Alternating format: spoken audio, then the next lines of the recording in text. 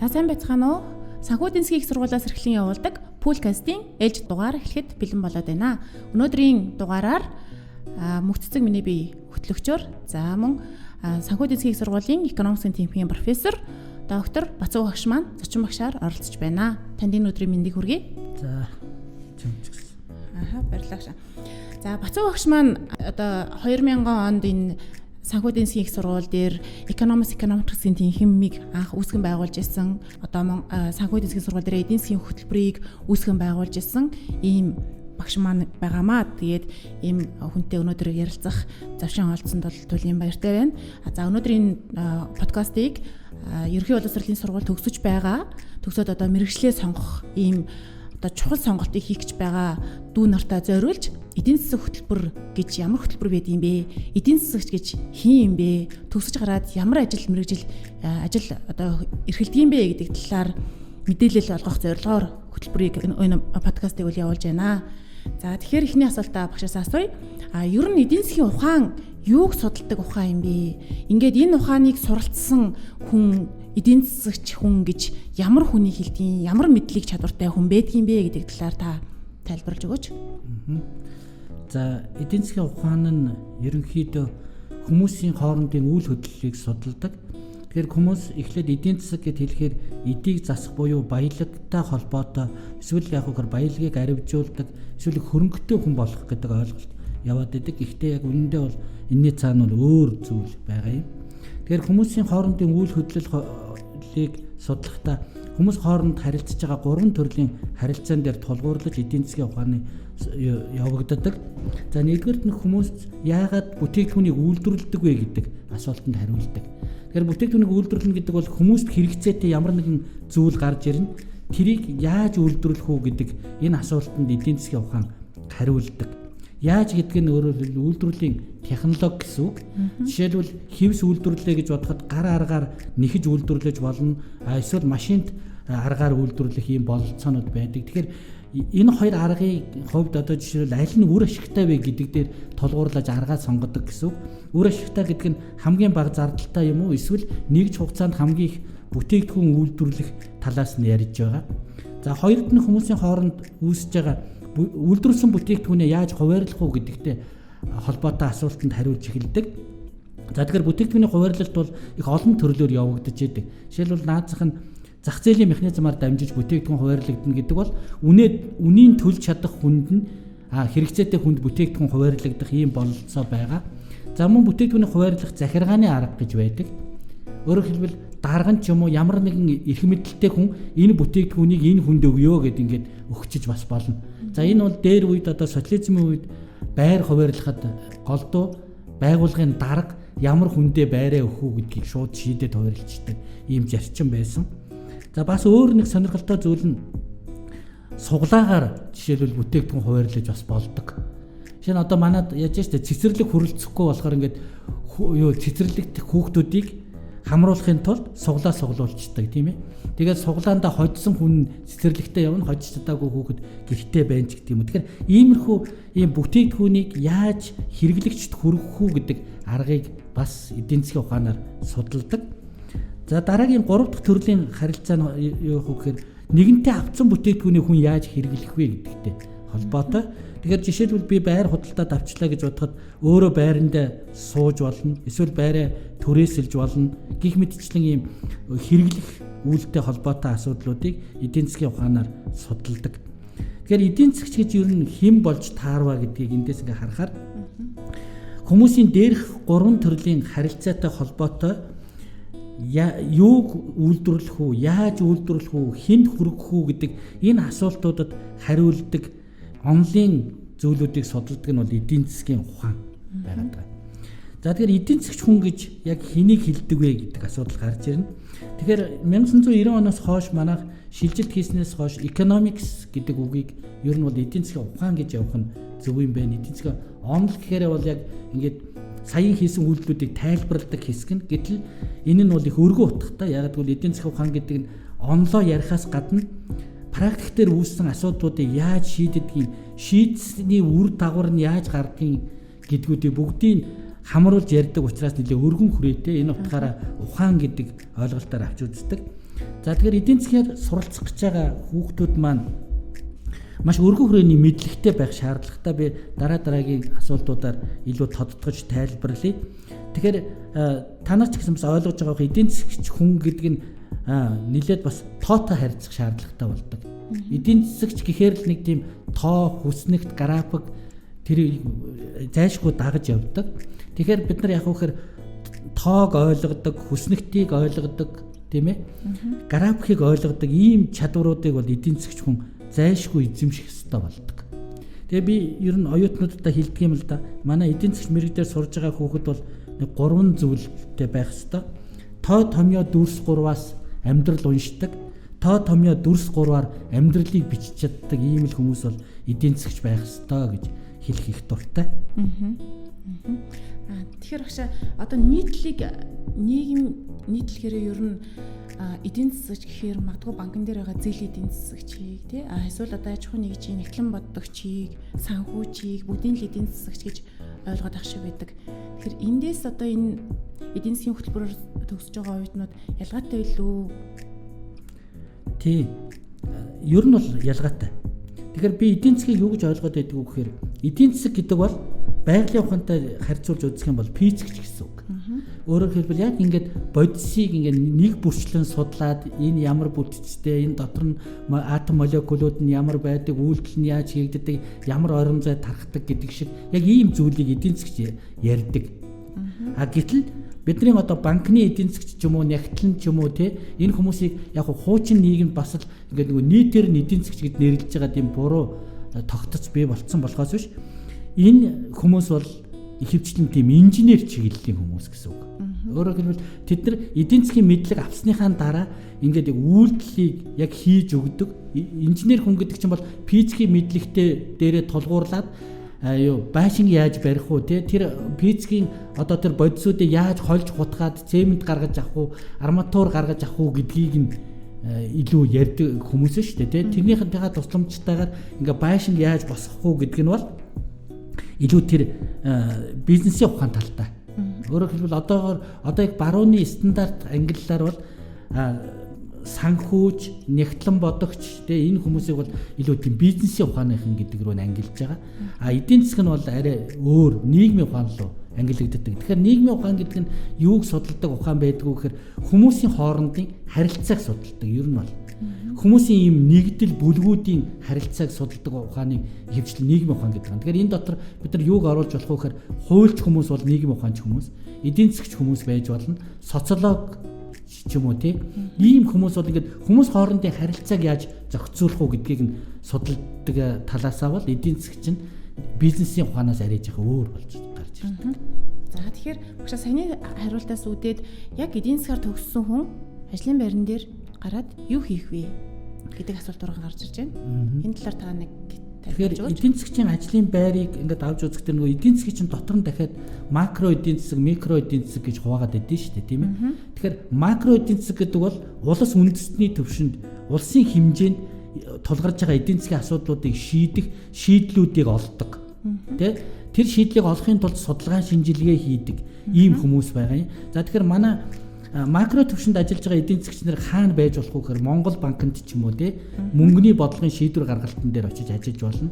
Эсвэл яг гэхээр хөгжлийн яамнд ч юм уу Монгол улсын ирээдүйн хөгжлийг яаж цогцлоох уу, ямар одоо үйлдэлүүдийг тэнд хийх ёстой вэ гэдгийг хийх гэж байгаа хүмүүс бол тэнд байж болно. Мөн сангийн яамд ажиллаж болно макро төвшөнд. За тэгээд бусад яамдуудын стратегийн удирдлагын газрууд гэж байгаа юм л да. Ингээд нэг тухайн чиглэлийг яаж цааш нь хөгжүүлэх үү те ямар шугамар явах уу гэдэгт шийдэл өгдөг ийм хүмүүс байдаг. За нөгөө талдаа микро төвшөнд өөрөөр хэлбэл пүүс компаниуд дээр эдийн засгч ямар үүрэгтэй байдаг юм бэ гэхээр пүүс компаниуд дээр эдийн засгч бол ойрын болон урт хугацааны төлөвлөлтүүдийг гаргадаг, нөөцүүдийг яаж үр ашигтай зарцуулах уу гэдгийг шийддэг. Ерөнхийдөө бол төлөвлөгч тий алсыг хардаг ийм хүмүүс байх ёстой. Тэгэхээр алсыг харахын тулд бид нар яг хөхөр зайлшгүй нэг дагаж явдаг зүйл нь бол судалгаа шинжилгээ гэдэг юм. Зайлшгүй дагаж явахгүй бол энэ бол ингээд хар тооцоогоор ч юм уу чэйжнийхээ панаар тэгж ямар ч байсан үйлдэл хийж болохгүй байна. Ажлын байрнууд байдаг. За баярлалаа гэж. Тэгэхээр ерөнхийдөө одоо судалгаа хийх ур чадвартай арга аппаратуудыг эзэмшсэн төлөвлөдөг ирээдүйг одоо таамагладаг ийм хүмүүсийг бол эдийн засагч гэдэг юм байна. Эдийн засагч маань өөрөө макро, микро альж төвшний байгууллагт ажиллах боломжтой байдаг юм байна гэдэг ийм дүгнэлтийг хийж болж байна. За баярлалаа гэж.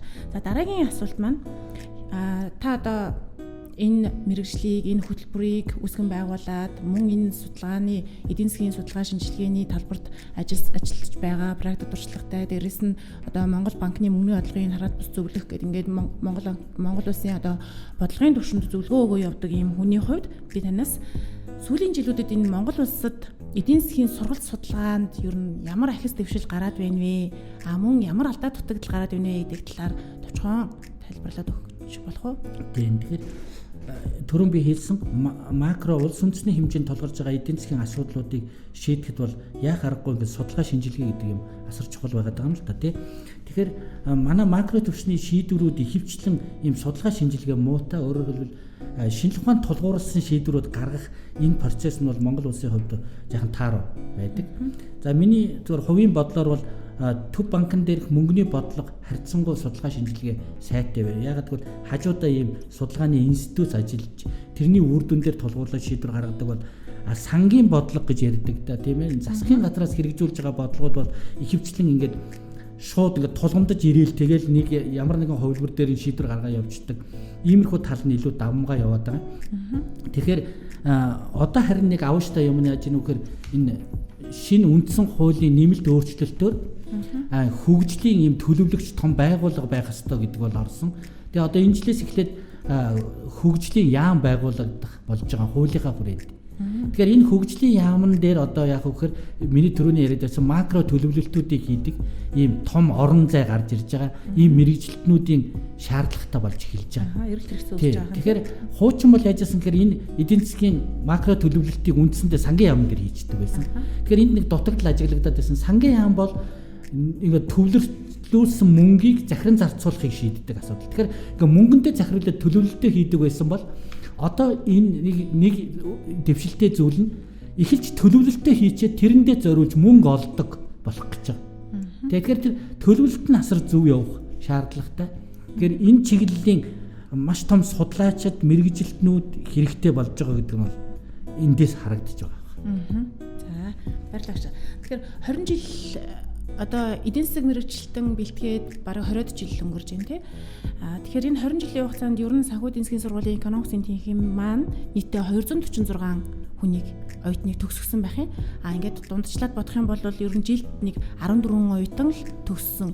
Тэгэхээр 14 оюутан төгсөж гэнэ гэдэг маань бусад мэрэгчлүүдтэй харьцуулбал харьцангуй бүр хамаагүй бага юм тоотой мэрэгчлэлтэн бэлтгэсэн байх юм. Тэгээд та ер нь энэ тэнхимийн энэ хөтөлбөрийн бодлого чиглэлийг барьж явдаг хүнийхээ хувьд яагаад ийм цөөхөн хүн төгсөгдгийг, яагаад ийм цөөхөн хүн эсвэл төгсөгдгийг.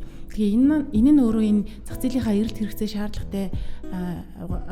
шаардлагаасаа үүдээд ийм байв уу? 20 жилийн өмнөх тэр эдийн засагч хөтөлбөрийг төгсөж байгаа оюутны эрэлт хэрэгцээ, өнөөдрийн энэ эрэлт хэрэгцээ, мөн ирээдүйн энэ эдийн засагч мэрэгчлэлтнийг одоо эрэлхийлэхийн эрэлт хэрэгцээ ер нь хэрхэн яаж өөрчлөгдөж байна гэж та бодож байгаа вэ? Тий, яг уу манай төгсөгч нарын тоо ингээд цөөвтөр байгаад байгаа нь бас миний барьж ирсэн бодлоготой холбоотой байх.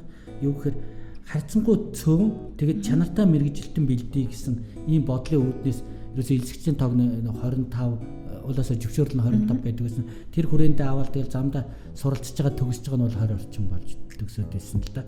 Гэтэл одоо ингээд эдийн засгч мэрэгжлийн ингээ хараад үзэхдээ бид нар олон улсын төвшөнд ингээд авч үзэхэд маш том геополитикийн асуудлууд байна тий. Том үндэстнүүдийн хоорондын эдийн засгийн өрсөлдөөний орон зай дотор хэн очиж суух уу гэдэг ийм асуудлууд гарч ирж байгаа. Тэгэхээр энэ нь цаанаа яаж яах вэ гэхээр олон улсын хэмжээний мэдлэгтэй эдийн засгийн тэр өрсөлдөөнийг яаж зохицуулах уу гэсэн энэ зохицуултын арга зүйг мэдэх хэмжээний мэрэгжилтнүүдийг шаардаж эхэлж байгаа яг цагаад болгоод. Одоо бид нар ингээд Америк, Хятад хоёрын хоорондох худалдааны дайн гэдэг нь ярьж штэ тий. Гэтэл яг үүндээ бол 1940 онд дэлхийн дарга хэн байсан бэ гэхээр Англи байсан байхгүй. Тэгээд тэр даргынх нь үүргийг дараа нь хэн авсан гэхээр Америкчууд авч байгаа. Тэгэхээр ингээд улс үндэстнүүд хөгжөөд дараа үеийнхэн ийм одоо даргын үүргийг авдаг ийм хэмжээнд хүрч ирж байгаа юм да. Тэгэхээр Америкчууд мэдээж яаж яах вэ? Өөрийнхөө тэр орон зайг алдахгүй тулд дараагийн дарга болж гарч ирэх гэж байгаа хятадыг ямар нэг байдлаар зогсоох шаардлага гарч ирж байгаа үстэй тий. Энэ үүднээс ингээд худалдааны янз бүрийн асуудлууд гарч ирж байгаа. Тэгэхээр энэ чинь ингээд улс хоорондын геополитикийн ч юм уу юу эсвэл улс төрийн маш том юм асуудлууд орж гарч ирж байна л да. Тэгэхээр энэ хорон зай дээр хариулт өгөх хүмүүс нь хэн байх вэ гэхээр олон улсын эдийн засгч нар тий. Маш том геополитикийн бодолтой ийм хүмүүс байх хэрэгтэй байхгүй. Тэгэхээр энэ талаас авч үзэх юм бол бид нар цаашдаа эдийн засгч нарыг зөвхөн нэг улсын эдийн засгийн асуудлыг шийддэг биш, бүр дэлхийн эдийн засгийн орон зайд орж ажиллах хэмжээний тийм чадвартай хүмүүс хэрэгтэй болчихж байгаа. Тэгэхээр бид нар яах вэ гэхээр өнөөдрийн бэлдэж байгаа мэрэгжилтний дэлхийн түвшинд гаргах хэрэгтэй болчихсон.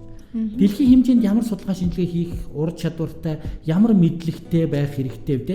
Хэлний ямар өндөр түвшний боловсралтай байх шаардлагатай вэ гэд ингээд аваад үзэхдээ бол эдийн засгчдын цаашдын хэрэгцээ нь чих байгаад байгаа. Нөгөө талаасаа тэр хүмүүсээ шаардах мэдлэг чадвар ч гэсэн маш өндөр түвшинд гарах хэрэгтэй болчихж байгаа. Тийм. Зүгээр харьцангуй бид нар чинь үндсэндээ энэ экономикс гэдэг шинжилгээ ухааныг заагаад 20 жил болж шít. 20-30 жил болж байгаа юм байна тийм. 1990 оноос хойш яг барууны утгаар экономикс зааж эхэлсэн. Одоо л бид нар үндэсний мэрэгжилтнүүдтэй болж байна, үндэсний багш нартай болж шít. Тэгэхээр цаашдаа бас эн чинь яг цагаа тулахад Монгол эдийн засгийн гаргах онолч гэж бас байж болно шүү. Тэ. Тэгэхээр ийм төвшөнд гаргаж ирэхийн тулд бол хүмүүсийн бэлтгэж байгаа мэрэгжилтнийхээ ур чадвар, мэдлэгийн төвшин, тэр харж байгаа үнцэг царааг нь бол маш их томруулах хэрэгтэй болчиход байгаа юм л да өнөөдрийн төвшөнд. За баярлалаа. Ер нь ажиглахад одоо Монгол улсад бас олон улсын байгууллагууд маш их үйл ажиллагаа явуулж байна. Тэ төсөл хөтөлбөрүүд маш их хэрэгжиж байна.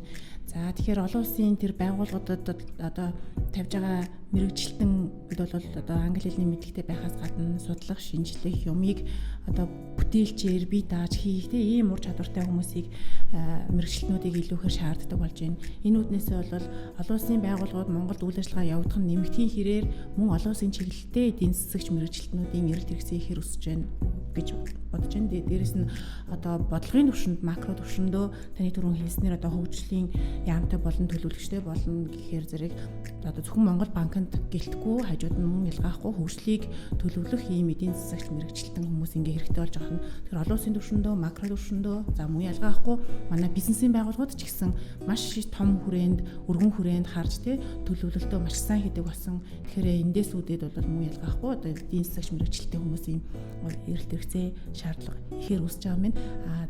Яг энэ эрэлт хэрэгцээ төлөвлөлт хэрэгцээтэй байгаа тэр үндслээд миний харж байгаа үнцэг болохоор зэрэг эдийн засагч мэрэгчлэлтний одоо мэдлэг чадвар дээр одоо нэмж шинээр орж ирж байгаа зүйлүүд бол нөгөө програм хангамжуудыг ашиглах чадвар маш их шаардлагатай болоод байгаа юм болов. Тэр том одоо нөлөөлөгч хүчин зүйлүүд тий олон хүчин зүйлүүдийг одын уулзуур дээр одоо шийдвэр гаргахын тулд маш чухал тэр програм хангамжуудыг ашигладаг болох шаардлагатай байгаа юм болов гэж бодоод байгаа. Тэгэхээр таны хувьд бас яг энд юу тий. Тэгэхээр бид түрүүн хэлжсэн эдийн засгийн судалгаа шинжилгээгээд дуурайд байгаа явц нь явахаар ямар ч шийдвэр гаргалт бол судалгаа шинжилгээнд дээр үндэслэж гарах юм бол илүү одоо яах вэ гэхээр эрсдэл багтай үр дүнтэй шийдвэрүүд болдог. Тэгэхээр ингээд судалгаа шинжилгээ хийн гэдэг нь 3 юм илүү чухал байна. Нэгдүгээрт нь тухайн салбарынхаа мэдлэгтэй байх хэрэгтэй. Энийг бол шаардна. Хоёрдугаарт нь яах вэ гэхээр тэр салбар дээр байж байгаа ямарваа нэгэн асуудлыг шийдэхин тулд түүнийг ингээ хийсвэрлсэн загвар зохиод сурах хэрэгтэй. Загварыг гэдгийн цаана бол ингээ математик аппарат, томьёог хэлээд нь шүү дээ тий. За одоо энэ загвараа ингээ бодит амьдралд ингээ тооцоолол хийхин тулд яах аргагүй програмчлалын код бичиж сурах шаардлагатай болчихж байгаа. Маш том тийм. Тэгэхээр энэ эдийн засгийн мэргэжилттэй хүмүүс мэдлэгтэй байх хэрэгтэй тий. Нөгөө талаас аливаа нэгэн бодит процессыг хийсвэрлээд загварчилдаг ийм чадвартай байх хэрэгтэй. Загвараа бодит амьдрал дээр туршид хийхин тулд компьютерийн програм хангамжийн мэдлэг маш сайн эзэмшсэн байх хэрэгтэй. Энэ гурвыг сурж яг нэгэн зэрэг эзэмшиж ижил жинхэнэ орчин үеийн эдийн засагч гэдэг ийм байдал хүрэх гэж байна. Тэгэхээр юу яасан гэхээр орчин үеийн эдийн засгчаас уулаасаа програм хангамжийн энэ мэдлэг шаарддаг болсон учраас тэгж онцгойлд баг яриахаа болсон. Яг гэвэл эдийн засгч гэвэл код бичтгэл хүн байх хэрэгтэй гэж баруунд бол тэгж ойлгодог болсон үе шүү дээ тий. Тэгэхээр одоо манай мэрэгжлийн нэг онцлог нь орчин үед хэрэглэгдэж байгаа өргөн хүрээнд хэрэглэж байгаа програмын кодуудыг хичээл бүр дээр ингээ практик дээр ашиглаж яваад төгсөхдөө ийм бүр одоо дадалтай болно гэсэн үг. Оюутнууд маань тий. Ураасаал энийг бол хийж чаддаг чадвартай болох. Яг тэгвэл орчин үед чинь нөгөө big data буюу одоо их хөгжлийн сан дээр ажиллахад хуучин шиг нэг калькулятор бариад үзэх ямар ч боломжгүй болчихж байгаа байхгүй. Тэгэхээр энэ дээр бол яа харахгүй компьютерийн програм хангамж тэгээд компьютераа өөрийг нь бас нөгөө машин learning хийж сургаад тэгээд сурсан компьютер чинь бараг бидний өмнөөс ухаалаг шийдвэр гаргах хэмжээнд хүрж байгаа байхгүй. Тэгэхээр энэ сургалтыг явуулах болон бусад бүх юмн дээр бид нар яах вэ гэхээр кодчлалын асуудал бол маш чухал болж эхэлж байгаа. Тэгэхээр манай мэрэгжлийг сонирхож байгаа хүмүүс бол шинжлэх ухааны мэдлэг эзэмших асар сонирхолтой байх хэрэгтэй. Хоёрдугаар тийм юмыг аливаа нэгэн процессыг ингэж хийсвэрлээд яг нэг ийм систем байна даа гэж олж хардаг. Тийм чадвартай байх хэрэгтэй. Нөгөө талаас трийг яг практик амьдрал дээр шийдвэр гаргалтанд ашиглахын тулд тэрийг ийм компьютерийн програм хангамж руу шилжүүлээд тооцооллыг хийгээд нэгсэндээ юу гэсэн үг Лукас гэдэг Нобелийн шагналт эрдэмтний хэлсэн нэг үг байгаа юм л да. Эдийн засгчдын эцсийн зорилго бол яг үгээр яг эдийн засгийн бодит процесстэй адилхан тийм процессыг компьютер дотор үүсгээд тэгээд тэр дотроос ингээд нөгөө шийдвэр гаргалтын маш олон хувилбар дотроос хамгийн сайн хувилбарыг сонгож авдаг хэмжээнд хүртэл эдийн засгийн онол болон арга зүй хөгжүүлэх ёстой л гэсэн. Тэгэхээр орчин үеийн энэ програм хэмжээний тусламжтайгаар бол энэ Лукасын мөрөөдөл бол баг биелэх тэгээд маш тулчж байгаа байхгүй. Ер нь бол тэгэхээр бид нар яадаг вэ гэхээр эдийн засгчдын одоо компьютер дотор ноутбукн дотор эдийн засаг тэр чигээрээ явж идэг гэсэн үг. Тэгэхээр ингээд гаргаж тавьж байгаа л надад бол нэг тийм мөрөөдөл байдаг юм л да. Телевизээр эдийн засгч гэж гарч байгаа ямар нэгэн одоо эдийн засгийн асуудал тайлбарлаж байгаа хүн хажуудаа ноутбук асаагаад за хятадын эдийн засаг дээр ийм шок орж ирлээ гэхэд Монголын эдийн засгийн ийм зүйлүүд дээр очиж ингэж нөлөөлнө гэдгийг яг ингээ яриалны харуулж явах хэрэгтэй байхгүй. Өөрөөр хэлбэл ноутбукн дотроо эдийн засгийг бүтнээрийн шингээсэн эдийн засгч байж ижил орчин үед хамгийн орчин үеийн эдийн засгч гэдэг хүн болж хувирах хэрэгтэй байна. Тэгэхээр энэ технологийн хурдтай хөгжиж байгаа энэ эрен үед бол одоо бидний бэлтгэж байгаа эдийн засагч мэрэгчлэлтэн ч гэсэн цаг үетэйгээ нийлцсэн. Тэгээд технологиг бас өөртөө шингээсэн одоо компьютерийн шинжилгээ ухааны тодорхой хэмжээний мэдлэгтэй дээрээс нь эдийн засгийн шинжилгээ ухааны мэдлэгтэй ур чадвартай юм хүн болж төгснөө гэж та хэлж гэнэ гэж ойлголоо. За тэгэхээр яг энэтэй холбоотойгоор бас нөгөө эсэлтийн ерөнхий шалгалтын дээр эсвэл шаардлага дээрээ бид нар чи математикийн 650 оноотой байх шаардлагатай, англи хэлний 620 болон түүнээс дээшээ оноотой байх шаардлагатай гэдэг ингээд шаардлага тавьсан байдаг. Энэ шаардлага маань бусад хөтөлбөрүүдтэй харьцуулах юм бол бас хамаагүй өндөр шаардлага болж таардаг тийм бусад хөтөлбөрүүд чинь одоо 400 ч юм уу эсвэл одоо санхүү дэсгийн сургуулийн 620 гэдэг ингээд тавьсан байлаа гэхэд тэрэн дотроос илүү өндөр шаардлагыг ингээд тавиад байгаа нь бас нөгөө эзэмшүүлэх гэдэг байгаа мэдлэг чадвартай минь холбоотой болж таарлаа. Тий. Тэгэхээр түрүүний би хэлсэн эдийн засгч бол улс үндэстний хэмжээнд пүүсийн хэмжээний шийдвэрээс гадна бүхэл бүтэн одоо дэлхийд тулгарч байгаа эдийн засгийн асуудлуудыг хүртэл шийдэхэд оролцож байгаа олон улсын эдийн засгийн харилцаанд бас орж явах хэрэгтэй шүү дээ тий. Тэгэхээр нэгдүгээр эдийн засгч гэж хүмүүс харахаар ер нь бол нэг томьёо график дүрслэлтэй ноцолцсон хүмүүс байдаг гэж хэлээд шүү дээ тий. Тэгээд тэрний ард бол асар их тооцоолол явдаг. Тэгэхээр энэнийг хийх ур чадварыг нь бид нар олж харахын тулд математик гэж нэлээд сайн хүүхэд байх хэрэгтэй болчиход байгаа. Ер нь цаана. Тийм учраас математикийн оноон дээр нэлээд өндөр шаардлага тавьдаг. Нөгөө талаас яагаад англи хэлэн дээр бас ийм онооны өндөр шаардлага тавиад байна гэхээр бидний бэлтгэсэн мэрэгжилтэн бол олон улсын түвшинд ажиллах чадвартай байх хэрэгтэй. Тийм учраас англи хэлний тодорхой түвшний мэдлэгтэй байхгүй бол зөвхөн нэг юм компани эдийн засгчаар бол дуусахгүй гэсэн үг шүү дээ тийм. Нөгөө талаасаа зөвхөн би компани гэж хэлээд байгаа нь зөвхөн Монголд үйл ажиллагаа явуулж байгаа компани тухай биш. Ер нь бол дэлхийд даяараа компаниуд чинь юу болцсон бэ гэхээр бүр ингээд даяарчлагдсан асар том үндэстэн дамнсан компаниуд бий болчихж байгаа шүү дээ. Тэгэхээр үндэстэн дамнсан компанид ажиллаж байгаа хүмүүс чинь хар шар бүх аристэн хүмүүс нэг дор очиж ажиллахаар нэг хэлээр ойлголцох хэрэгтэй болно. Тэгэхээр даяарчлалын хэл талаасаа бол англи хэлийг бид нар ингэж шаардаад байгаа юм л да. Тэгэхээр ер нь нийтлэг хүмүүс эцэгчүүд маань эсвэл одоо төгсөгчд маань ингээл эдийн засагч хинбэ гэдэг ингээд тайлбарлахаар зэрэг айгүй гоё өргөн хүрээнд ажиллах боломжтой юм байна. Би одоо Монгол банкнд ч ажиллаж болох юм байна. Би сангийн яамд ч ажиллах юм байна. Би ерөөс олон улсаа эсвэл би ингээд маш олон салбар дээр би ингээд хөрвөөд ажиллах чадвартай болчих юм байна. Тэгэхээр энэ мэрэгжилч ерөөсөө айгүй гоё юм байна. Ийшээл орё гэдэг ингээд сэтгэлийн хөврөлдөө автаад ингээд ороод ирчих магадлал бас өндөр байдаг. Гэтэл яг сурж явах процесс дээр бол энэ мэрэгжил маань мэдээж ийм их хөрөг чадвар сайтай мэрэгжилтэн бэлтгэхийн тулд амжилтанд хүрэхийн тулд хүнд альва хүнд чинь нэг юм хичээл зүтгэл байх шаардлагатай тий. Хичээж ийж тэр хүн амжилтанд хүрдэг байх хэрэгтэй. Мөн бас тодорхой хэмжээний өөрийн хувийн шин чанар бол мэдээж нөлөөтэй байж таардаг. Тэгэхээр таны бодлоор одоо таны энэ олон жил багшилсан туршлага дээр үндэслэхэд яг ямар хувийн шин чанартай хүүхэд энэ эдийн засаг мэрэгчлэр илүү сайн сураад байна вэ гэдэг талаар бас та хэлж өгөөч. Муу ялгаахгүй энэ хөтөлбөрөөр сурахын давуу талаас гадна бас сул тал нь юу ээж болох вэ те? Мэдээж хүн сонголтоо амьдралынхаа чухал сонголтыг хийж байгаа юм чинь тодорхой хэмжээнд энийг ингэх юм бол жаахан сул болчих шүү гэсэн ийм санаанууд энэ ч гэсэн таас давхар хэлээд өгөөч. Тийм. Тэгэхээр ер нь манай мэрэгчлэр сурах гэж байгаа хүүхдүүдийн нэг тийм дадал ч юм уу эсвэл цаашдаач тийм дадалтай болох нэг зүйл нь бол шүүмжлэл сэтгэлгээ гэдэг юм байна. Альва нэгэн хэлж байгаа зүйл яг тэр утгаар нь ойлгож авах болохгүй. Эргэлзэж энэний яг бүр цаана байгаа мөн чанарыг нь ойлгох тийм ирмэлзэлтэй байж ээж манай мэрэгжлийг одоо эзэмших анхны тийм суурь нь болж өгнө. Тэ?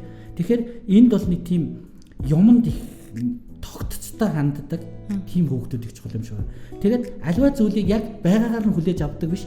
Энэ яагаад ингэсэн бол гэдгийг байнга одоо тэрэндээ ингээд асуулт тавиад асуултынхаа хариултыг олж авах тийм тууштай үйл хөдлөлттэй хүмүүс илүү манад сайн сурах магадлалтай. Өөрөөр хэлбэл энэ мэрэгжлийг эзэмших цаад нэг хүний нэг мөн чанар байна шүү дээ. Тэр нь бол нэг тиймэрхүү байвал илүү зүгээр юм шиг надад санагдаад байдгийг.